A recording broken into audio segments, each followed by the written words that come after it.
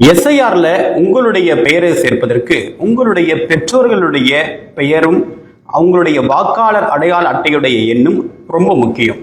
ஆனா அவங்களுடைய டீட்டெயில்ஸ் நிறைய பேர்கிட்ட இருக்காது. 2002லயும் 2005லயும் எஸ்ஐஆர்ல அவங்களுடைய பெயர் இடம்பெற்றிருந்ததா அப்படின்றத எப்படி தேடி கண்டுபிடிக்கிறது, தேடல் ஆணையம் அதுக்கு என்ன வழிமுறையை கொடுத்திருக்காங்க அப்படின்றத பார்க்கலாம்.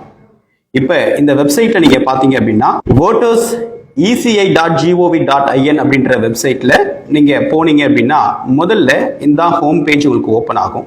இந்த ஹோம் பேஜ்ல உங்களுடைய ஸ்டேட் எது, தமிழ்நாடுன்னா தமிழ்நாடு நீங்க சூஸ் பண்ணணும். தமிழ்நாடு இப்ப நான் சூஸ் பண்ணிட்டேன். இதுல அடுத்த பேஜ் என்ன ஓப்பன் ஆகும் அப்படின்னு பார்த்தீங்கன்னா search by name, search by EPIC number.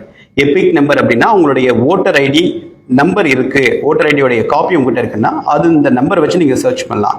இல்லை என்கிட்ட எதுவுமே தெரியாது, பேர் மட்டும்தான் இருக்கு அப்படின்னா இப்போ சர்ச் பை நேம் ஆப்ஷனை நீங்க சூஸ் பண்ணணும்.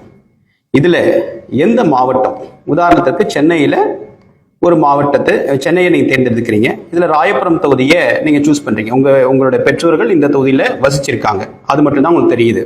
இப்ப இங்க உங்க பெற்றோருடைய பெயர், உதாரணத்திற்கு உங்க பெயர் பிரியா அப்படின்னா இங்கிலீஷ்ல நான் டைப் பண்ணியிருக்கேன். ஸ்பேஸ் பார் கொடுத்தோம் அப்படின்னா அது ஆட்டோமேட்டிக்கா தமிழ்ல மாறிடும். ரிலேஷன் என்ன, அவங்க என்ன உறவு முறை அப்படின்னு நான் கொடுக்கணும்னு அவசியம் கிடையாது, கட்டாயம் கிடையாது. அடுத்ததாக அவங்க என்ன பாலினம், ஃபீமேல். வெரிஃபிகேஷன்ல இங்க வெரிஃபிகேஷன் கோட் இருக்கும் 5F. இந்த வெரிஃபிகேஷன் நான் கொடுத்துட்டு கேப்ஸ் இருந்தா ப்ராப்பரா கேப்ஸ் கொடுத்துருங்க.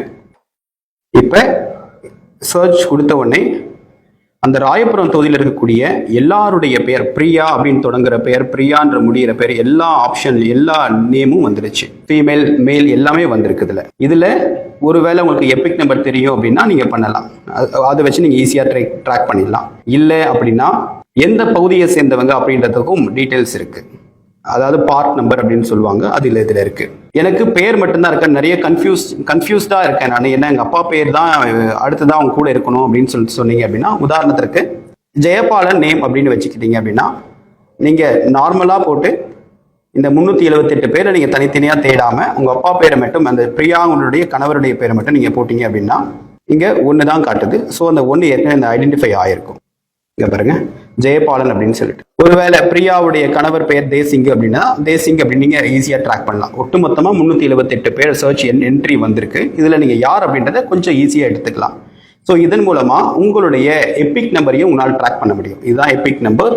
இந்த எபிக் நம்பரை வச்சுட்டு ஈஸியா எங்களுடைய பெற்றோர்கள் இந்த ஊரை சேர்ந்தவங்க தான், அவங்களுடைய ஹிஸ்டரி இதுதான் அப்படின்னு சொல்லிட்டு நீங்க ஈஸியா மென்ஷன் பண்ணி இப்போ இருக்கக்கூடிய எஸ்ஐஆர் ஃபார்மை நீங்க ஃபில் பண்ணலாம். ஸோ இது கண்டிப்பா உங்களுக்கு பயனுள்ளதா இருக்கும் அப்படின்னு நம்புறோம். இந்த மாதிரி அடுத்தடுத்த அவேர்னஸ் வீடியோஸை நாங்கள் போஸ்ட் பண்றோம்.